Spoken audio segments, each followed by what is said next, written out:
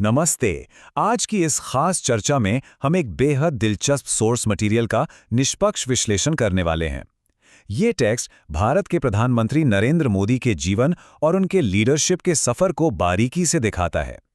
हमारा फोकस इस बात पर रहेगा कि इस पूरी जर्नी के पीछे के मुख्य संदेश क्या हैं और सोर्स मटेरियल इसे किस तरह से पेश करता है।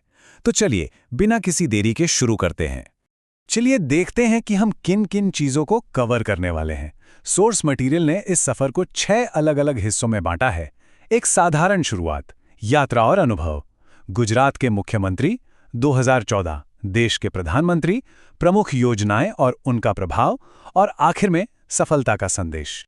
इस टेक्स्ट का जो मेन नैरेटिव है ना, वो एक बहुत ही साफ टाइमलाइन को फॉलो करता है। ये हमें गुजरात के एक छोटे से शहर वडनगर के शुरुआती दिनों से लेकर 2001 में गुजरात के मुख्यमंत्री बनने और फिर 2014 में देश के सर्वोच्च पद यानी भारत के प्रधानमंत्री तक की पूरी रूपरेखा देता है। तो पहला सेक्शन है एक साधारण शुरुआत यानी अ सिंपल बिगिनिंग। सोर्स बताता है कि उनका परिवार बहुत ही साधारण बैकग्राउंड से था। उनका बचपन वडनगर में बीता, जहां वो रेलवे स्टेशन पर एक चाय की दुकान पर अपने पिता की मदद किया करते थे। ये डिटेल उनकी एकदम जमीनी शुरुआत को एस्टैब्लिश करने के लिए बहुत अहम है। अब यहाँ जो बात सबसे ज्यादा ध्यान खींचती है वो ये है कि लेखक ने उनके लीडरशिप वाले गुणों को सीधे उनके स्कूल के दिनों से जोड़ा है। सोर्स के मुताबिक वो बचपन से ही काफी मेहनती और अनुशासित थे। उनमें देशभक्ति की गहरी भावना थी और वो स्कूल के नाटकों और भाषण प्रतियोगिताओं में खूब हिस्सा लेते थे।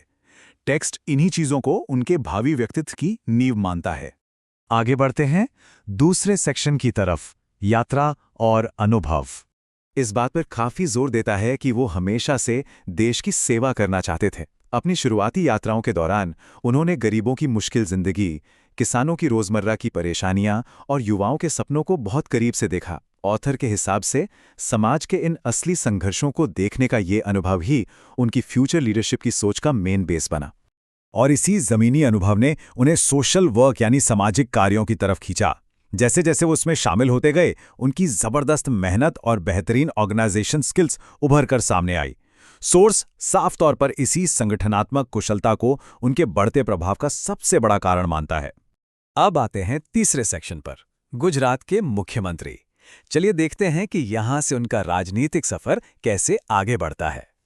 साल 2001 टेक्स्ट में इस साल को एक बड़े टर्निंग पॉइंट के रूप में दिखाया गया है। यही वो वक्त था जब वो एक मजबूत नेता के रूप में उभरे और उन्हें गुजरात के मुख्यमंत्री के रूप में चुना गया। मुख्यमंत्री के रूप में उनका फोकस किन चीजों पर था? सोर्स 4 खास इंफ्रास्ट्रक्चर और इकोनॉमिक एरियाज का जिक्र करता है। सड़कें, बिजली, पानी की सप्लाई और इंडस्ट्रीज। उनका पूरा फोकस इन्हीं प्रमुख विकास क्षेत्रों पर था।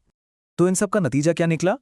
ऑथर के मुताबिक राज्य का बहुत तेजी से विकास हुआ और इसी तेज विकास ने उन्हें एक बड़ी नेशनल पहचान दिलाई। मतलब यहीं से वो राष्ट्रीय मंच के लिए तैयार हुए। चौथा सेक्शन है 2014, देश के प्रधानमंत्री। ये एक बहुत बड़ा नेशनल टर्निंग पॉइंट था। 2014 जब देश में लोकसभा चुनाव हुए। सोर्स मटेरियल इसे उनकी नेशनल लीडरशिप की शुरुआत और भारतीय राजनीति के एक बड़े कैटलिस्ट यानी उत्प्रेरक के रूप में पेश करता है। बताता है कि उनके इलेक्शन कैंपेन का पूरा फोकस विकास और बदलाव पर था। डेवलपमेंट का ये मैसेज जनता को इतना अपील कर गया कि उनकी रैलियों में लाखों की भीड़ जुटने लगी और फाइनली वो प्रधानमंत्री के पद के लिए चुन लिए गए। चलिए अब आगे बढ़ते हैं 5वें सेक्शन पर, प्रमुख योजनाएं और उनका प्रभाव।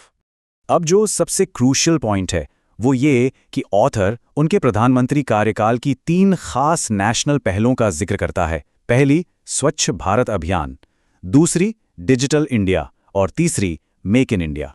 यहां पर सोर्स एक बहुत ही दिलचस्प कनेक्शन बनाता है। वो ये कि ये नई योजनाएं भी उन्हीं समूहों पर केंद्रित थीं, गरीब, किसान और युवा, जिन्हें उन्होंने अपनी शुरुआती यात्राओं के दौरान करीब से देखा था। इन पहलों ने न सिर्फ देश का आंतरिक विकास किया बल्कि ग्लोबल लेवल पर भी भारत की स्थिति को मजबूत किया। और अब हम आ गए हैं हमारे छठे और आखिरी सेक्शन पर, सफलता का संदेश। इस पूरे टेक्स्ट का जो सबसे बड़ा टेकअवे है वो इस एक कोट में समाया हुआ है। मेहनत, आत्मविश्वास और देश के प्रति समर्पण से कोई भी इंसान बड़ी सफलता हासिल कर सकता है। लेखक ने इस पूरी जर्नी को इन्हीं 3 क्वालिटीज के एक इंस्पायरिंग उदाहरण के तौर पर पेश किया है। अब इस पूरे सोर्स मटेरियल को समझने के बाद एक बड़ा ही सोचने वाला सवाल दिमाग में आता है। कड़ी मेहनत और ज़मीनी स्तर को करीब से समझने जैसे ये शुरुआती गुण आज के दौर में ग्लोबल लीडरशिप की रणनीतियों को कैसे तय करते हैं?